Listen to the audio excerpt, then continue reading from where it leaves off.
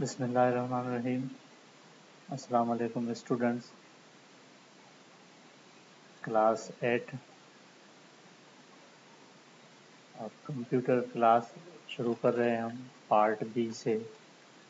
Subject computer part B, introduction to MS Excel. Introduction MS Excel and introduction to spreadsheet. Spreadsheet is the grid of rows and columns. Spreadsheets are used to perform calculation-based tasks and draw charts. Spreadsheet को हम इस्तेमाल करते हैं counting and calculation के purpose के लिए, और spreadsheet मुश्तमिल होती है ग्रिड पर। रो और कॉलम्स की ग्रिड बनी होती है और उसमें हम परफॉर्म कर सकते हैं काउंटिंग एंड कैलकुलेशन, और हम उसमें चार्ट्स भी बना सकते हैं। तो एमएस एक्सेल में डिफ़ॉल्ट 3 शीट्स अवेलेबल होती हैं जिनको हम स्प्रेडशीट कहते हैं, और वो शीट्स मुश्तमिल होती हैं रो और कॉलम पर। तो स्टार्ट करते हैं। मैं ओपन करता हूं एमएस एक्सेल को। आप अपने कीबोर्ड से विंडो प्लस आर प्रेस करेंगे और यहाँ पे लिखेंगे एक्सेल। एक्सेल लिख के इंटर प्रेस करेंगे तो एमएस एक्सेल ओपन हो जाएगी। मैं यहाँ से इसकी साइज़ फुल कर देता हूँ, मैक्सिमाइज़ कर देता हूँ। ये हमारे पास एमएस एक्सेल ओपन हो गया है और इसमें डिफ़ॉल्ट 3 शीट्स अवेलेबल होती हैं, शीट 1, शीट 2 और शीट 3। तो शीट में जो कॉलम होते हैं, वर्टिकल लाइन को कॉलम कहा जाता है। जैसे मैंने इस कॉलम को सेलेक्ट किया है तो इस कॉलम का नेम है ई, एफ, जी। ये इसके शीट के कॉलम्स हैं, यानी कॉलम्स को जो नेम दिए गए हैं वो अल्फ़ाबेट से दिए गए हैं। और हॉरिजेंटल लाइन को हम रो कहते हैं, और एमएस एक्सेल की शीट में जो रो को नेम दिए गए हैं वो नंबर से दिए गए हैं। यहाँ से इस प्लस के बटन पे क्लिक करके मैं शीट को जूम भी कर सकता हूँ।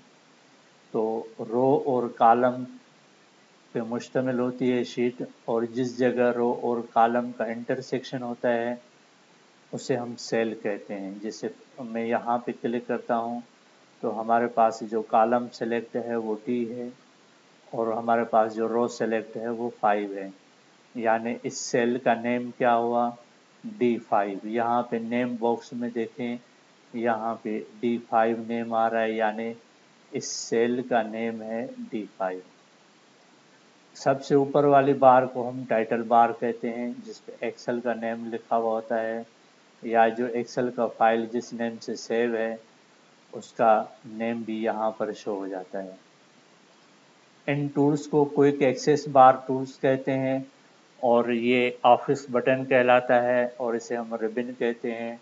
इस रिबन पर home tab, insert tab, page layout, formula, data, review and view, ये टैब्स बनी होती हैं। सबसे पहले होम टैब है। जैसे हम होम टैब पे क्लिक करते हैं तो एक रिबन ओपन हो जाती है। इस रिबन पे सारे ऑप्शन इसमें पड़े हुए हैं, तो इन ऑप्शंस पे क्लिक करके हम टास्क परफॉर्म कर सकते हैं। इसके अलावा इसे वर्टिकल स्क्रॉल बार कहते हैं। इससे हम वर्टिकल स्क्रॉल बार से एक्सेल की शीट को अप एंड डाउन मूव कर सकते हैं। और इसमें एक शीट में टोटल जो रो और कॉलम है, अगर आपको ये नंबर जानना है कि एक शीट पे टोटल कितने कॉलम्स हैं और कितनी रो हैं, तो आप इस बटन पे क्लिक करके होल्ड करके रखें तो यहाँ पे ऊपर लिखा हुआ आ रहा है कि 10,48,576 आर यानी रो हैं और 16,384 सी यानी कॉलम है इसमें। यानी एक शीट में 10,48,576 रो हैं। ये जो रो हैं ये कितनी है, 10,48,576 रो हैं।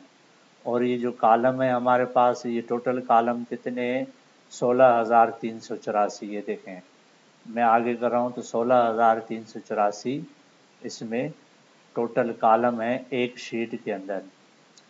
तो हम कैलकुलेशन कैसे कर सकते हैं, मिसाल के तौर पे मैं यहाँ पे कुछ वैल्यू लिखता हूँ, इसमें 45 और एंटर प्रेस करता हूँ, उसके बाद 67 लिखता हूँ, मैं एंटर प्रेस करता हूँ।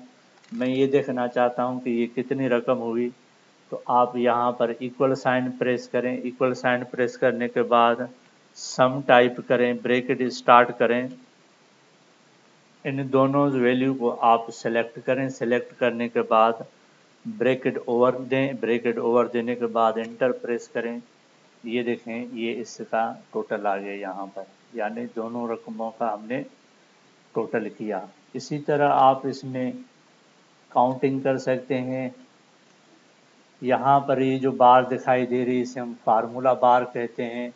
ये देखें, जैसे मैं इस बार के ऊपर आ रहा हूँ, कर्सर लेकर आ रहा हूँ, तो यहाँ पे नेम आ रहा है फार्मूला बार, और इसको नेम बॉक्स कहा जाता है। फार्मूला बार में फार्मूला शो किया जाता है। जैसे मैंने यहाँ पर एक फार्मूला परफॉर्म किया था, मैं जैसे ही इसको सेलेक्ट करता हूँ तो ऊपर ये फार्मूला आ रहा है, जो फार्मूला हमने इसमें अप्लाई किया था। तो आज का इंट्रोडक्शन था एमएस एक्सेल का। एमएस एक्सेल के कुछ पार्ट्स को हमने समझा और हमने कैलकुलेशन वगैरह की। तो इंशाल्लाह नेक्स्ट क्लास में मज़ीद फिर आप लोगों को हम बताएंगे।